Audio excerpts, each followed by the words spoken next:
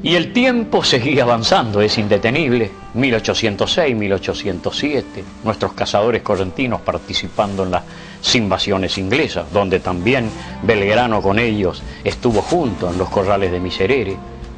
Finalmente en 1808 ya se van dando los últimos resultados. Napoleón, que invade España, invade Portugal, los retiene a Fernando VII en España. Ya prácticamente estaba deslegitimado el gobierno de Cisneros, ya renuncia al consulado Manuel Belgrano y estaban preparados prácticamente todo el terreno para la Revolución de Mayo, que se da en estos términos.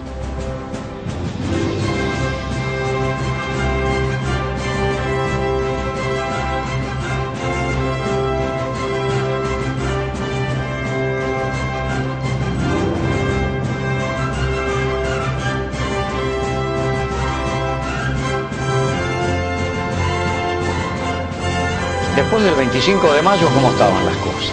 Ya la primera junta gobernando. El gobernador de Montevideo era Elío, que resiste, y de España lo designan virrey, sosteniendo la figura de Fernando VII. Era un foco de rebeldía. Otro era Córdoba, recuerden, donde hubo que apelar al fusilamiento de Liniers y otros que no adhirieron a la Revolución de Mayo, como lo querían Castelli, Belgrano, Moreno. ¿Y qué pasaba en nuestra zona? El Paraguay también no adhería a la Revolución de Mayo, estaba Velasco al frente, sosteniendo la resistencia española e inclusive llegándose a nuestras costas, al puerto de Corrientes. Pero la Revolución de Mayo estaba en marcha. Recuerden que nosotros nos enteramos en Corrientes el 14 de junio con un chasqui que llega. El 22 en la plaza lo ungimos al primer diputado del Río de la Plata, José Simón García de Cosío. El 4 de septiembre de 1810 lo designan a Belgrano comandante de las fuerzas destinadas al Uruguay.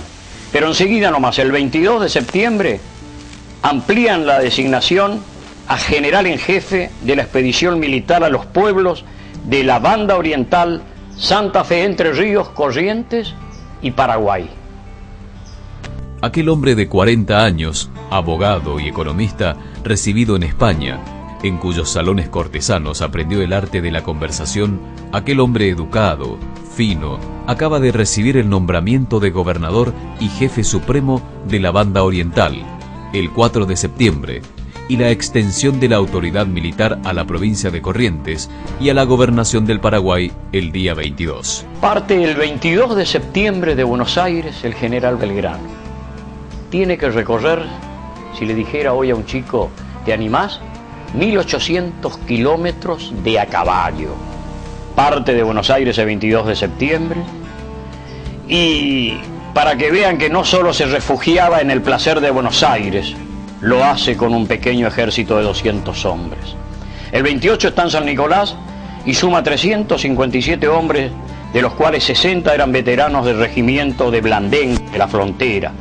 Las carabinas, por ejemplo, eran malísimas en la forma en que se construyó un ejército muy modesto. En Santa Fe se suma Estanislao López, el que después fue muchos años gobernador, con 100 dragones santafesinos. Tenía tan solo 24 años. Ahí, en Santa Fe, por ejemplo, Belgrano compra géneros para hacer banderas de su ejército. Pues no la tenía y decía, no voy a ir al Paraguay a pelear con la bandera borbónica.